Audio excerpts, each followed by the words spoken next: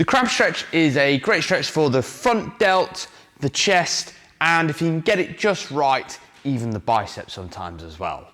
To perform the crab stretch, sit down on the floor, palms down, fingers pointing backwards, and feet flat on the floor.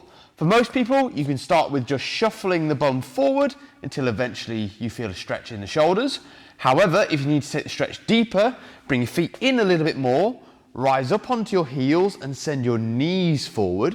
Most people begin to feel it at this point. If you still can't feel it, bring your feet forward again, lift the hips up and then go forward as well.